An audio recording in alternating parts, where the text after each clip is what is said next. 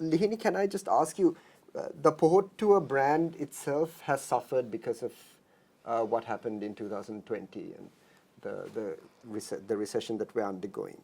In the meantime, since I suppose the UNP had its president appointed through Parliament, the SJB has had several criticisms about it, saying that for one, they should have taken power when they had the chance, or the second one is that the SJB isn't a forceful enough opposition.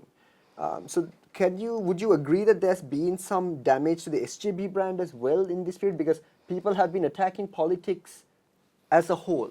And does the SJB get dragged into it? Do you think it's fair? Do you think it's unfair? How do you think? See, it's like this. If you really look at the present political situation in the country, it's quite fluid. I would say politics is very volatile and it is changing. Right now, I mean, the people's sentiments on politics, actually it is very difficult to read. I think everybody's traditional voter bank has been challenged. So, and the floater is very high. It is applicable to us, to the SLPP, to the NPP, and I think, how elections, if you look at the history of elections and the spendings on elections, it also boils down to an election campaign. So even if you are at a lower brand, an election campaign can completely lift you up with the narrative. So I don't, as you said, I don't think that SJB as a brand has suffered, because SJB has certain consistencies which they maintain right throughout. I mean, when it comes to their policies on who they support, who they align with, what they stand for, even though it's unpopular, they have stood by that. I mean, very, very clear that they don't want to align themselves with the people who are responsible for corruption, which is a very clear narrative which they've been taking. And also when it comes to policy decisions also, they're very clear on when it comes to education. Mr. Sajid Premadas has been repeatedly talking about. Then when it comes to looking after people, it's not the social welfare but the social security part, developing a social security net. So I think, and also when it comes to economic policies, we put out our blueprint. What is the solution to the present economic crisis? I believe Mr. Ranil Wickremesinghe is also doing part of what is mentioned in the economic 2.0 blueprint. So I mean, when it comes to our policies, our market policies, we have been clear. It's just that I would say the communication has to, be far more stronger. But I think, when the time comes, SJB will drive it. So I don't think SJB as a party is rather in a hurry to, sort of get all that going. But, they have maintained their consistency, which is being seen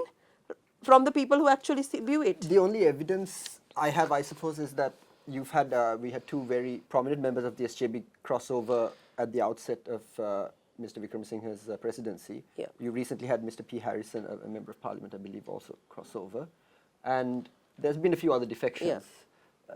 Do those people defecting from the SJB, how would you sort of react to it? Do you see, it's not a new phenomena in politics. I mean, in Sri Lankan politics, you see crossovers multiple times, people coming in, then when they cross over, there's backlashing, there's bashing each other. Obviously, when you cross over, you need a narrative to cross over, so then that narrative is driven strongly on media. So I guess, yes, many can go, but then, the party, SJB, is the strongest opposition, is the opposition in this country, and they have managed to maintain the status of the opposition throughout. Their opposition leader status is also maintained. So whoever who crosses, who goes on with a different narrative, I don't think it has affected the party, because the party continues to believe what they do. And we see Mr. Sajid Premadasa going around. I mean, I would say he's not the traditional opposition leader who opposes everything, because I mean there are different projects that he's doing right around, distributing school buses, the school Sakwala projects, many projects. So he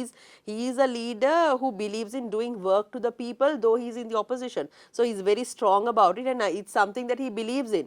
So he is driving that narrative, and together with that we have the economic team speaking on the economic issues, and wherever we can support constructively we support, wherever we oppose we oppose.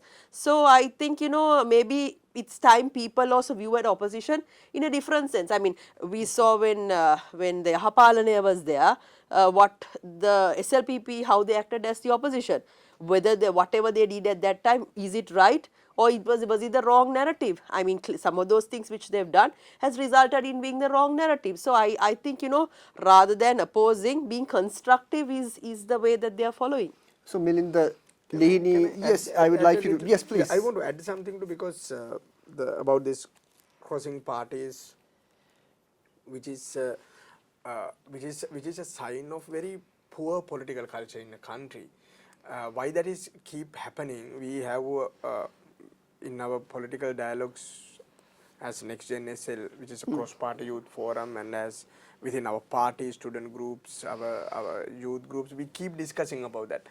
One major reason is in Sri Lankan politics, we choose our political parties or camp not based on the political ideology. Right. That is why you don't know where to stand, you know. Right. So now if you say you are a Democrat, or when you say you are a Republican, or when you say you are a Green, or when you say you are a conservative, you are a part of a political philosophy. Right. So now that is why even I keep talking about, even our parties, young groups keep talking about the social democracy. So we are a party of social democracy.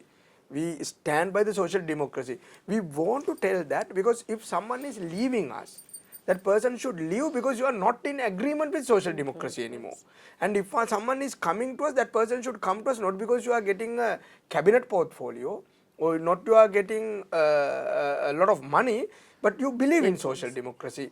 And if we stand by these political ideologies where Lihini stand by certain capitalistic liberal political values, and as I stand by social democratic political values, some of the values cross each other, which is absolutely And fine. some don't. And some don't. So then it's easy for us to debate, easy for us to discuss our policy.